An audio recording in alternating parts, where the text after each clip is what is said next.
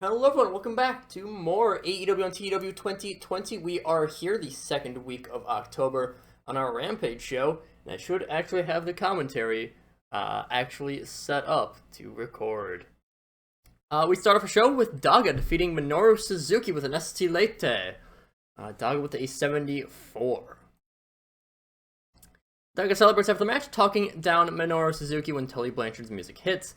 He comes out with Tony Deppen and Davey Boy Smith Jr. with a mic in his hands. He says, Daga, we're more than acquainted with each other. So I speak from the heart as a father of sorts to you when I say, you should be doing more. I know you rule the roost in Impact, but here in AEW, you've done almost nothing.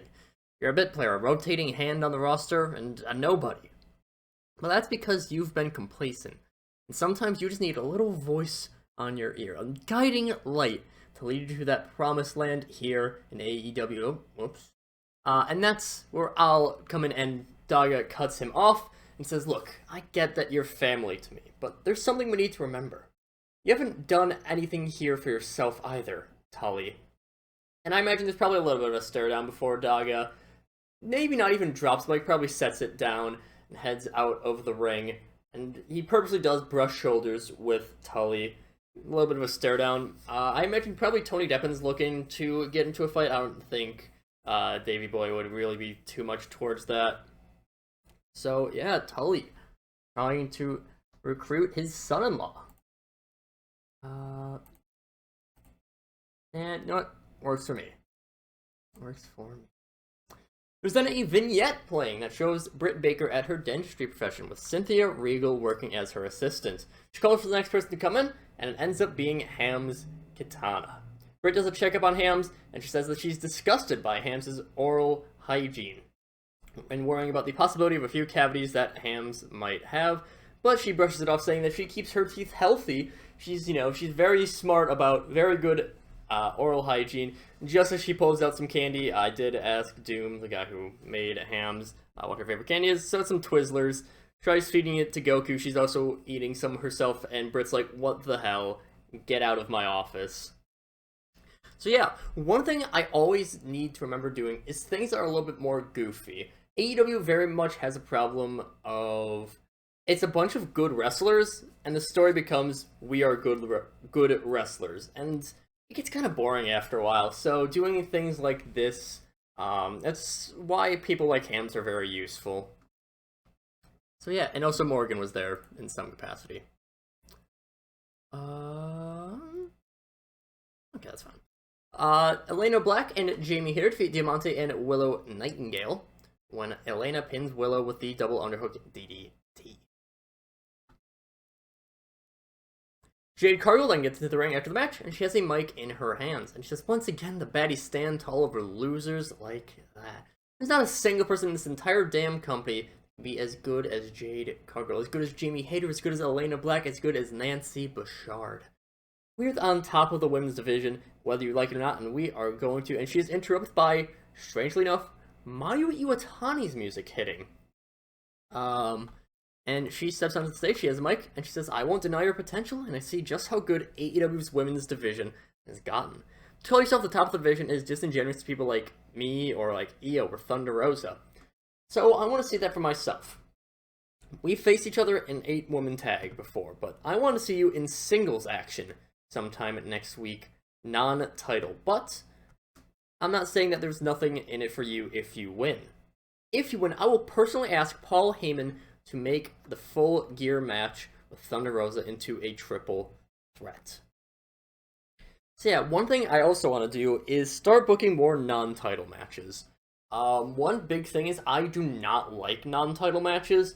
The way I see it is if you have a champion going into a match, the championship should be on the line. That's kind of generally how I see it. What's the incentive for someone who, for whoever is not the champion in that match, what's the incentive for them not to go for the title? So that is something I want to work on because a lot of times my champions are very, very passive. So I want to see them having more matches, have Mayu have more matches, have Miro have more matches, bunch of people like that. So that is something I also want to work on. There's a cut to backstage where doctors are with Antonio Latenz. As on Dynamite, I announced I want to see the best technical wrestlers that AEW had in an open challenge. But during that match, when my fist connected with Hook's jaw, my ulna suffered a small break. And while it does hurt, I am more than ready to keep at it starting next week. And he's interrupted by the Briscoes yelling out before they walk on screen and say, "Listen, Tony, we get it. You have to work pretty damn hard with an uppercut, but look where it got you. The Hook here is a stud, the jaw of steel. But we ain't quite done with you. See, we've had our fair share of differences in the past back in ROH, and we're on our way to right some wrongs that we've had. And seeing as you're here," the three heels then start beating up Antonio Latens until Steen and Sabe rush in to make the save, but before they are able to drive off the members of Team Taz, Hook manages to injure Antonio's arm a bit more. Of course, on Dynamite, during an open challenge with Hook, Antonio Latens ended up getting a broken forearm. He is able to wrestle, but he would be injured for 3 weeks, or 3 months, rather. I just think that wrestling with a broken forearm sounds absolutely god-awful, so this is going to be me writing Antonio off.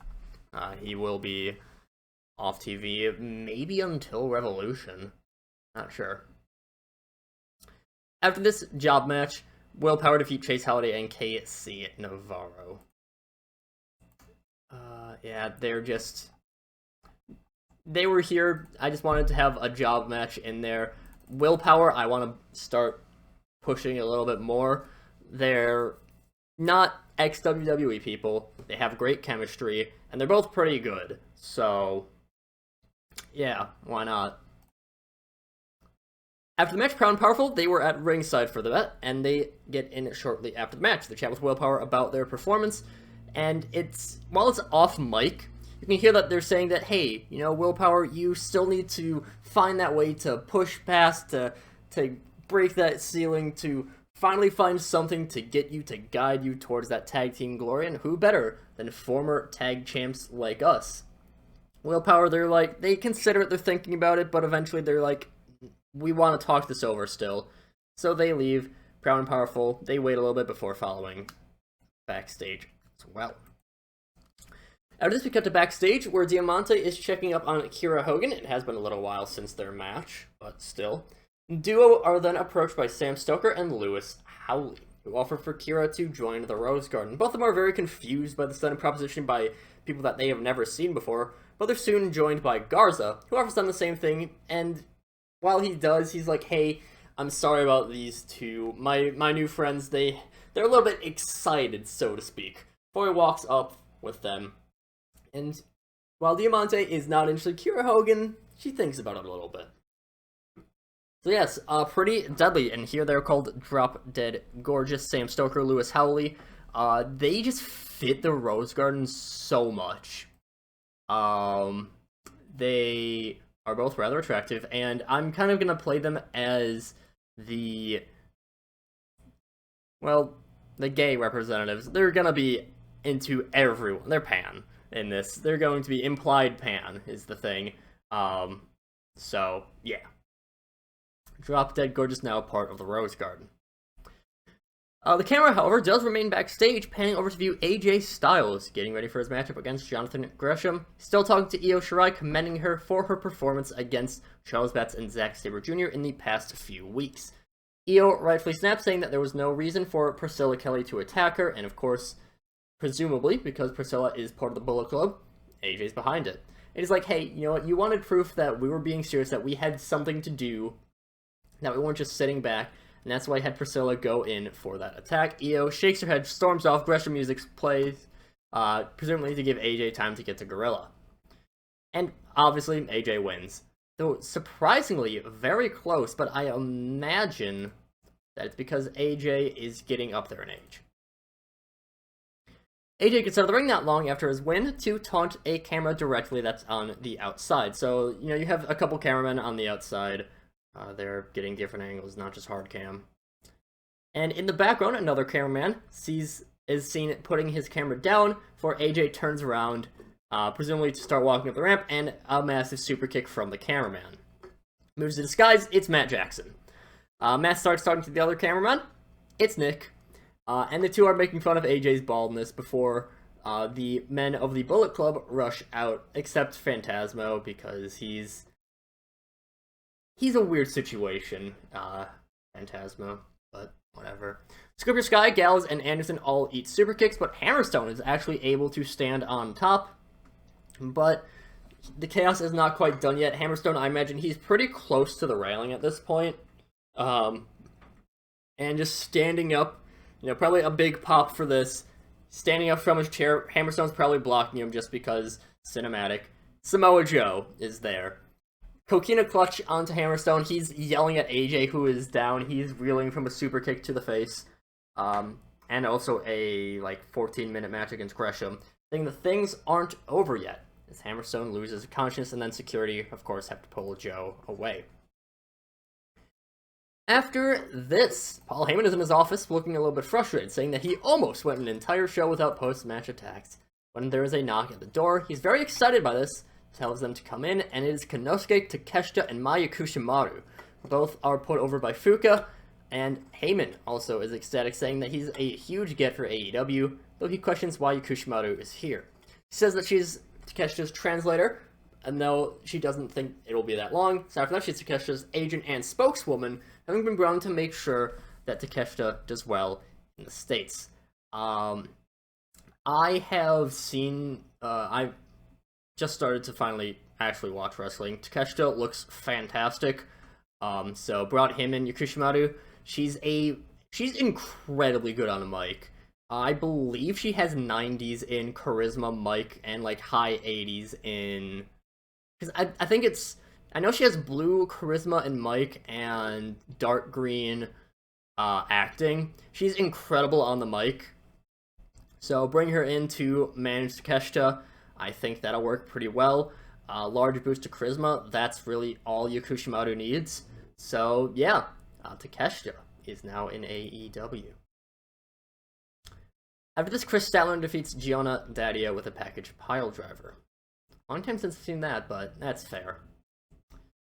After this, Kana comes down to the ring, and she stares down Chris. Chris is unfazed by the appearance of the former women's champion, and even invites her into the ring. Just one of those cocky, the two fingers come on. But Kana, she smiles and says, no, I don't want you at anything less than your best. You just wrestled a match. So yeah, this is probably going to be a full gear match. So yeah.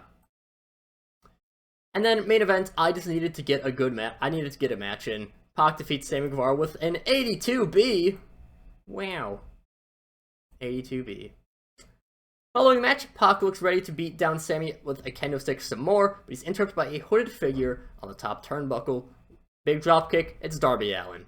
Pac rolls out of the ring, Dijak and the Hit Squad, they come out, they're circling the ring. It's, pack of wolves on the outside. Darby is heard off mic saying, hey Sammy, I don't like you, but I want to take down Brutality Inc. Might be for the best. Judas hits, Jericho comes out with the Lexing Brothers, Ace Austin, obviously himself, maybe Taya Valkyrie's there, I don't know. Brutality Inc., they soon get away. There's a not so, it's, one of those things where the camera, it's obviously showing what the match is going to end up being. It's Jericho, Ace, Sammy, and Darby. Pans over to Brutality Inc. It's Pac, Dijak, Wentz, and Xavier. Pretty obvious what that match is going to be.